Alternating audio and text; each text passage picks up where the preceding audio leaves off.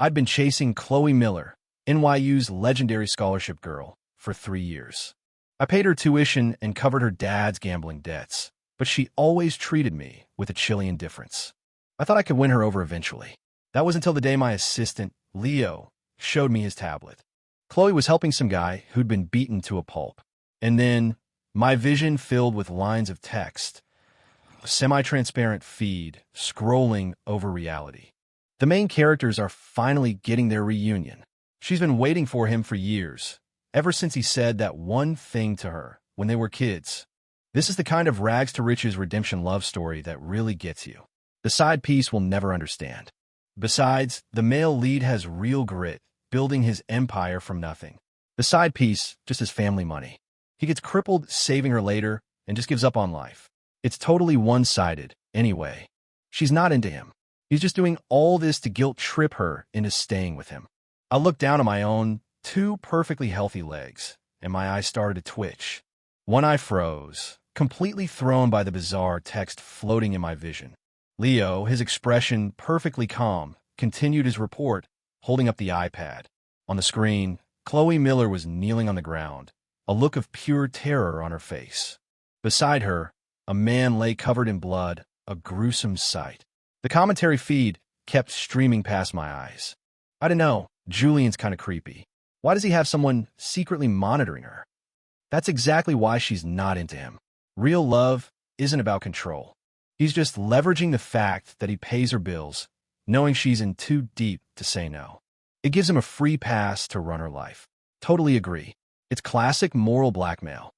Ugh, it's going to take forever for the main couple to get together. Can we just fast forward through all the Julian scenes? As the flood of comments continued, I finally started to piece together the so-called plot. It turned out that Khloe Miller, the woman I'd loved for 3 years, had a destined soulmate. And I was just the one-sided, disposable supporting character, destined for a tragic exit. I gave a slight wave, and Leo immediately fell silent. 2. I lower my gaze, memories flooding my mind. Meeting Khloe had been a complete accident. In college, she was the girl everyone at NYU talked about. Broke, but with a spine of steel. Thanks to the debts left by her deadbeat gambling father, she was juggling a full course load with paying tuition and covering his mess. She was fiercely dedicated, pulling straight A's to keep her scholarships and working multiple side jobs. One day, I saw her working as a waitress at a high-end restaurant in Midtown. A guy at the table next to mine, clearly trying to impress his friends, decided to mess with her. After a few hushed words, he took out a knife and deliberately sliced the side of his own leather briefcase. He then loudly accused Khloe of scratching his luxury bag with a fork when she served the food, demanding she pay for it. The security camera angle was blocked, so there was no way to prove her innocence. Khloe's eyes went red, her lip trembling as she tried to argue, her voice a mix of helpless frustration and stubborn pride. The guy's smugness grew, and he was about to grab her arm when I stood up. I calmly told Khloe that I had seen the whole thing and could testify that she hadn't damaged the bag. The man started to argue, but when he recognized me, his face changed instantly. He backed down with a nervous smile, saying it must have been a mistake. It turned out he was the youngest son of a real estate developer whose company was desperate for a partnership with Vance Industries. Just like that, I'd save her at her most humiliated and helpless moment. After that, I couldn't stand to see her struggling. I offered to sponsor her education to help clear her father's debts. I was by her side for 3 years, worried that her father's loan sharks might come after her. I even had someone keep an eye on her for her own safety. Even so, she rarely smiled at me. She was always composed, almost cold. The only time she ever opened up was when she was drunk. Her cheeks were flushed as she whispered in my ear, "I'm sorry, I'm not good with words, but I'm so grateful for everything you've done." Back then, I truly believed she was just naturally reserved. It turns out she had plenty of passion. It was just all saved for another man, the protagonist of her life. 3 of my thoughts snapped back to the present.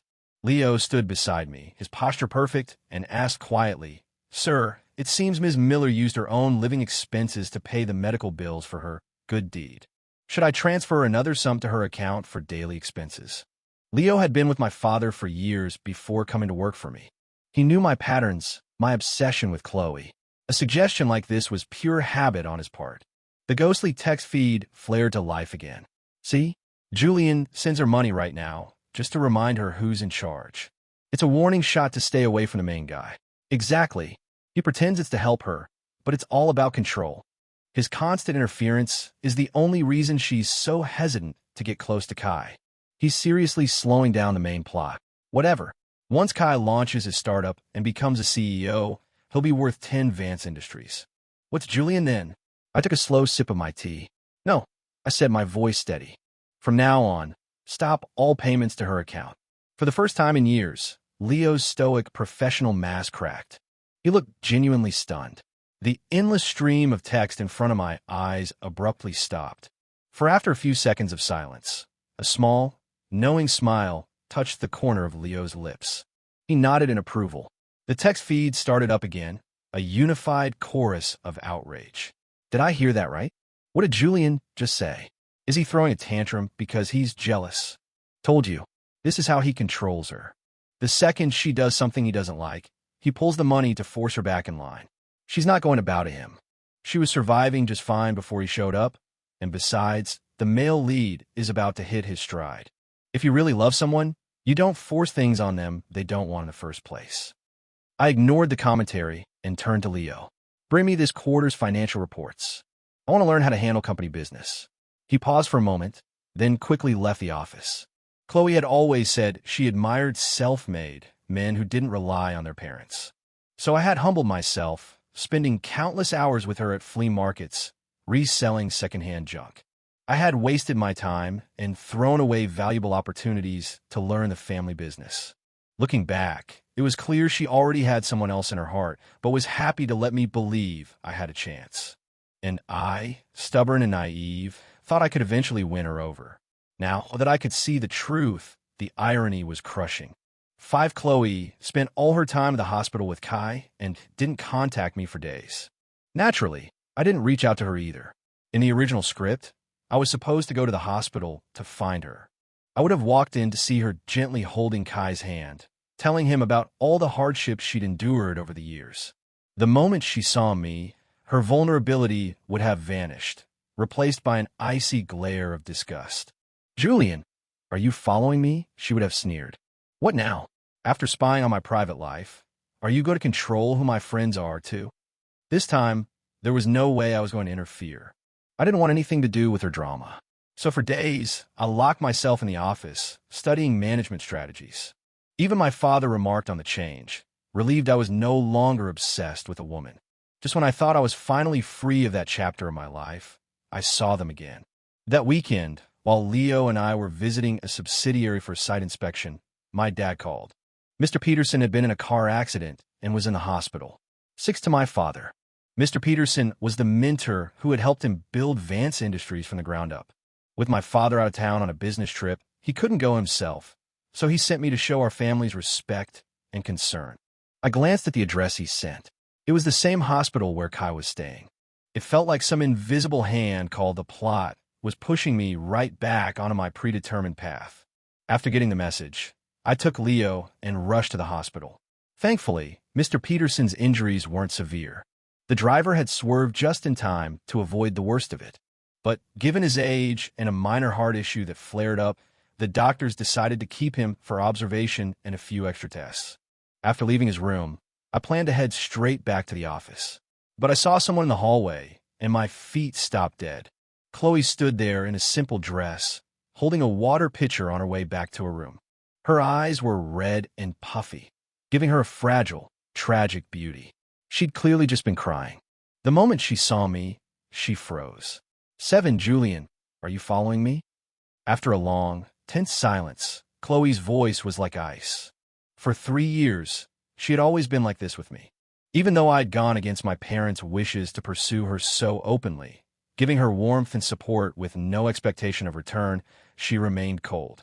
In that moment, I finally let it all go. Looking towards Kai's hospital room, I said flatly, sorry. I'm not interested. The text in the air was screaming at me. He is so annoying.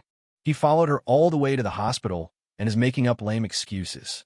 He's just trying to control her life. Khloe had just opened up to the male lead about waiting for him all these years, and then this guy shows up. You can't tell me that's not on purpose. Can Julian just get written out of the show already? He's seriously messing with the main storyline. It's okay. Once he becomes a cripple, he won't have the nerve to bother her anymore. It just sucks that our girl will have to live with the guilt. Khloe stared, momentarily stunned, before her tone turned mocking. For 3 years, you've had your assistant watching my every move. Don't tell me that isn't about control. Your brand of love, Julian, is suffocating. The feed went wild. Yes, she finally said it. Take a hint already, dude. Julian's only got his family's money. He can't hold a candle to the male lead in terms of actual ability. There's a reason she didn't choose him. That's our girl. Just like Kai, she's got a backbone. She'll never bow to money and power. Before I could answer, Leo stepped forward, his tone respectful but firm. Ms. Miller, a little gratitude wouldn't hurt. For 3 years, my employer has cared for you, provided for you, and made sure you never had to worry about making ends meet. You know exactly what he's done for you. Do I really need to list it all out? I shot him a look, and he immediately stepped back. But his words had lit a fuse in Khloe. Her shoulders trembled as if she'd been deeply insulted. In an instant, her voice was thick with rage. Enough! How long are you going to hold that over my head? Julian, what do you take me for? I'm telling you, I don't want your money, and I never asked you to do any of those things. It was all you. It was always just you. Her furious shouts echoed down the hallway, causing a few passers-by to stare. Before, she had only been distant and cold. But now, it was as if years of resentment were erupting all at once. After her outburst, her eyes darted around, and suddenly, all the anger vanished from her face. Kai, what are you doing out of bed? Following her gaze, I turned and saw him, the man who received all her affection. Her protagonist, 9 Kai, was leaning against the doorframe, one arm in a cast, his face a patchwork of bruises. His jaw was tight, his brow furrowed. Khloe immediately rushed to his side, carefully supporting him. Be careful. You don't want to reopen your wounds. Her voice was filled with a tenderness I had never heard. Kai gently took her hand, then looked up at me, his eyes filled with challenge. So you're Julian? The rich kid who's been bothering Khloe for 3 years? I sized him up, a slight frown on my face. I'm Julian, but we only have a sponsorship arrangement. I was feeling generous and decided to fund her education. That's all. Kai let out a cold laugh. Right? Cut the crap. Khloe told me everything. I'm warning you. Stop harassing her with your phony charity. Khloe looked up at Kai with pure adoration, an expression she had never once given me. They're so perfect for each other, both so strong and proud. Kai's such a badass, but the side piece has been obsessed for so long, he's not going to give up that easily. This is good. Let him watch them be all lovey-dovey. He'll get the message eventually. The world went quiet for a moment. Then I spoke, my voice cold. Is that so? In that case, I wouldn't want to impose. From this day forward, I am revoking all financial support. We will have no further contact. My response seemed to catch them off guard. Khloe's expression froze, a flicker of something complicated in her eyes. A moment later, she regained her composure, her voice filled with pride. Good. Julian, you'd better keep your word. Intent to fight the script, I began immersing myself in the company's operations. More importantly, I had to completely cut ties with Khloe to escape my fate of becoming a cripple. Perhaps because he'd watched my 3 years of devotion get thrown away for a guy who just showed up, Leo was still bitter and would often grumble to me. Sir, Khloe Miller was nothing but a viper you nursed for 3 years. And that Kai? He's a street punk who just got his face bashed in. Neither of them is worth your time. If you ask me, they deserve each other. I looked up from my work, saying nothing. The text feed instantly exploded. The side piece is so shady, bad-mouthing them behind their backs. No wonder he ends up crippled. Just wait until Kai builds his business empire. You'll be on your knees begging. He could never understand someone with principles like Kai. Kai got hurt because he was defending someone and got into a fight with his enemies. Ignoring the floating text, I said flatly, you're right. They're not worth my time. I hear Kai is completely broke. Let's see how long their great love lasts without my funding. Leo bowed slightly, a satisfied smile on his face. Indeed, sir. This time, Kai was so desperate he tried to snatch some rich kid's wallet and got beaten to a pulp for it. People like that should be left to their own devices. The text feed froze for a second, then went into a frenzy. No way Kai would steal a wallet. They're obviously lying to us. But they can't see us. Why would they lie when they're alone in an office? The assistant said the other guy was a rich kid. Obviously, the male lead was robbing the rich to help the poor. How can you not see that? I kept reading the file and let out a cold smirk. If they're going to romanticize everything he did, no matter what, then let's just see how the rest of the story played out. 11 after that day at the hospital, Khloe really didn't contact me again. I heard she started looking everywhere for part-time jobs to support herself. I didn't know the details because my father began handing more and more responsibilities over to me. The busier I became learning to manage the company and handle negotiations, the less frequently the text feed appeared. It was a sign, I thought, that I was successfully changing the plot. After I flew across the Atlantic and closed a massive international trade deal in London, the text feed disappeared for good. As a final compliment, my new partner, a pure-blooded Spaniard, praised me in broken English for my youthful success. On the flight back, I couldn't stop thinking. This was how my life was supposed to be. Inheriting the family business, building a career. Not ending up in a wheelchair for the rest of my life for a woman who didn't love me. When I got back to the office building, I saw a slender figure standing out front. It was Khloe, dressed in a simple white dress. The stress of the last few months had clearly taken its toll. Her eyes held a weary, weathered look. Her striking, innocent face still drew glances from passers-by, which seemed to make her hold her chin a little higher, wrapping herself in an aura of cold pride.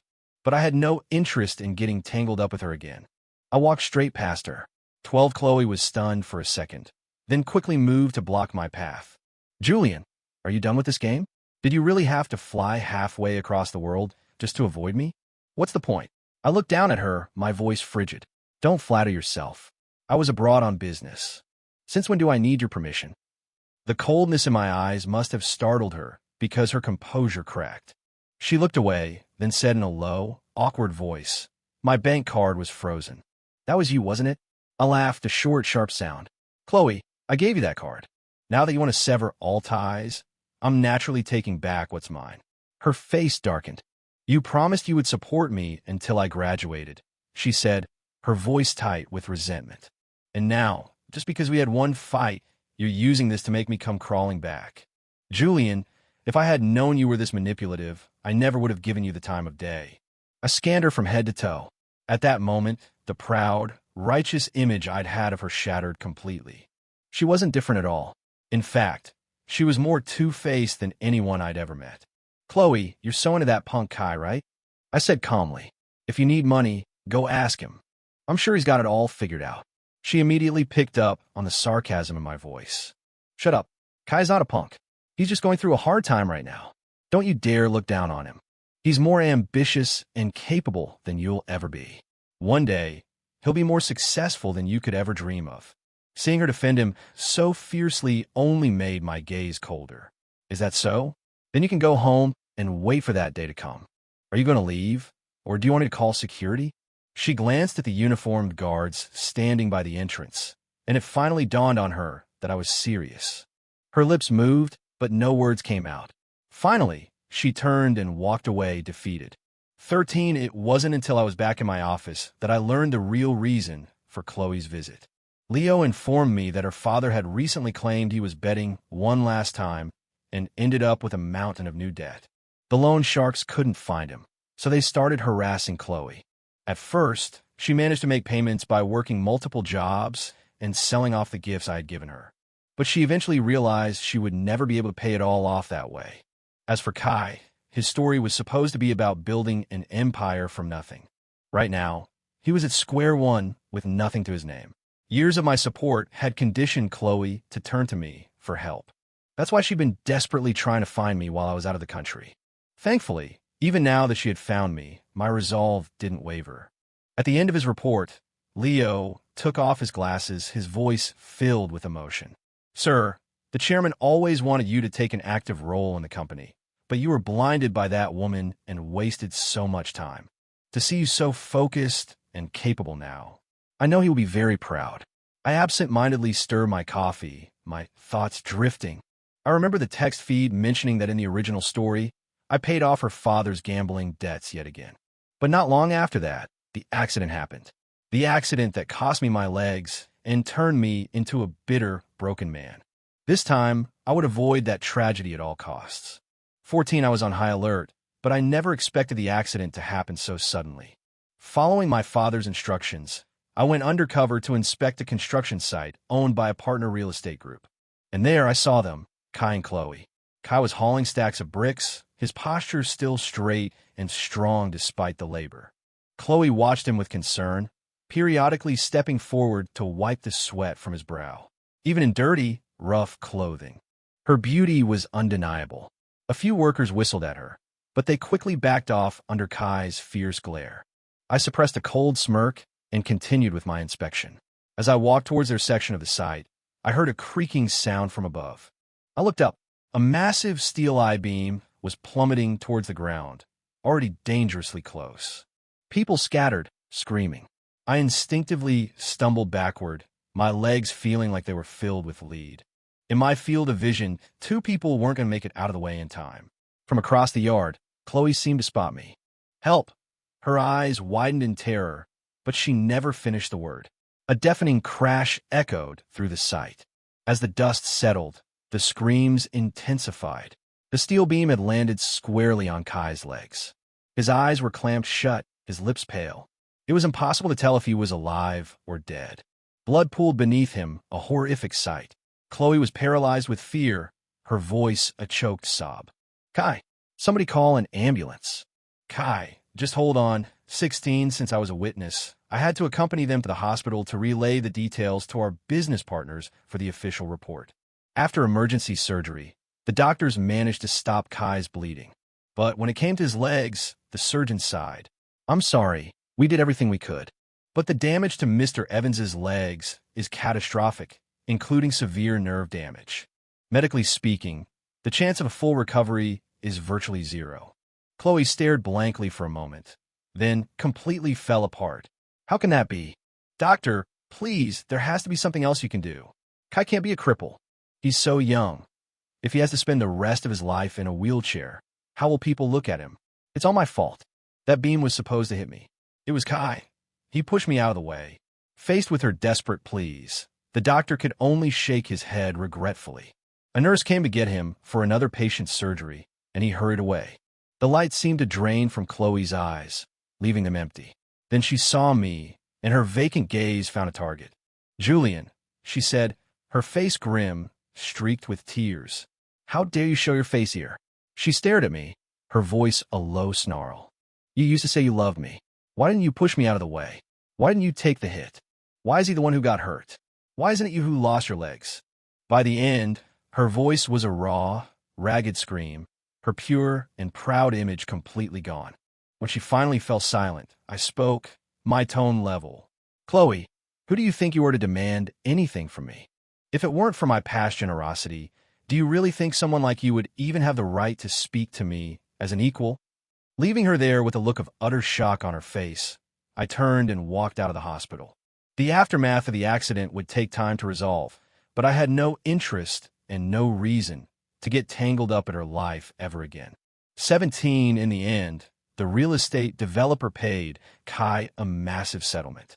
They used the money to see specialists all over the country, but the diagnosis was always the same. There was no hope of his legs ever healing. For a proud, ambitious young man, it was a death sentence. I understood that feeling all too well. The moment that I-beam started to fall, I had felt a sharp, phantom pain in my own legs. In that instant, the entire original storyline flooded my mind. I saw myself lying on an operating table, my father spending a fortune on the world's best medical teams, all to no avail. I saw myself becoming a bitter recluse, enduring pity and disgust from everyone. The most laughable part was that, in that timeline, Khloe had visited me once.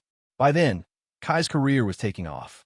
With his help, she had paid off her father's debts and cut ties with him for good. She stood in my hospital room, her nose wrinkled in distaste. Julian, I'm grateful you saved me, she'd said. But you did it willingly. There's no fairness in love. Kai's career is only going to get bigger, and I will compensate you with money. But for me to love you because of this? That's impossible. Every word was seared into my memory. But this time, I had changed everything. 18, perhaps because of my rapid growth over the past few months, my father began to talk about retirement. He started taking me to formal events, introducing me to his network of contacts. At the same time, I heard that Kai, with no hope of recovery, had been discharged from the hospital. His paralysis, however, had twisted his personality. The realization that he could no longer do simple things an able-bodied person could do made him volatile and cruel. He became unpredictable, psychologically warped, until he eventually directed all his rage at Khloe. At his worst, he would smash things, his voice venomous. "Khloe, if it weren't for you, I wouldn't have lost my legs. This is all your fault. You ruined my life." At first, Khloe endured it, but the constant fighting slowly eroded her love. One day, after he slapped her across the face, she walked out. That afternoon, she showed up at Vance Industries. 19, seeing Khloe again after 6 months, I was momentarily taken aback. The constant stress of being a caregiver, only to be met with blame and hatred, had stripped her of her youthful glow. Her skin was dry, her expression exhausted and haunted. When she saw me, she wrung her hands nervously. "Julian, thank you for agreeing to see me." I stood my ground, my voice indifferent. "What do you want?" "I have a meeting soon, so you have 5 minutes." She had obviously heard about my growing reputation in the business world. Flustered, she rushed to speak. "I came here today to apologize. Over the past 6 months, I keep thinking about how good you were to me. For those 3 years, you cleared so many obstacles from my path. It was only after I left your protection that I realized how cruel the world really is. I was naive back then. I mistook a childhood dependence on Kai for love, and I ignored what you felt for me. Can you give me another chance?" "Julian," this time I cut her off, my brow furrowed. "Are you saying you want to be my girlfriend?" As she looked at me with hopeful eyes, I gave a cold, mocking laugh. "Khloe, don't dream. Barring some disaster, my future involves a merger, both corporate and marital, with a woman from my own world. As for you, you're no longer qualified." She bit her lip, her face instantly turning ashen. Without another word, I walked past her and out the door. 20 after that day, Khloe never tried to contact me again. The proud, untouchable girl I once knew had been ground down by the ugliness of life. Later, I heard that Kai had grown tired of her. One day, he took his settlement money and disappeared without a trace. Khloe, devastated and once again hounded by her father's debts, fell apart. One night, while running from loan sharks in the dark, she fled too far. She had night blindness and didn't see the edge of the river. She slipped, fell in, and drowned. With that, the tangled mess between us was finally, completely over. When the news reached me, I was in a private lounge at the airport. My father had fully retired and was traveling the world with my mother. The entirety of Vance Industries now rested on my shoulders. Looking through the airplane window at the city shrinking below, I felt like I could see an alternate version of myself. He was sitting in a wheelchair, looking up and waving goodbye. I knew then that my future, the one I had reclaimed, was limitless.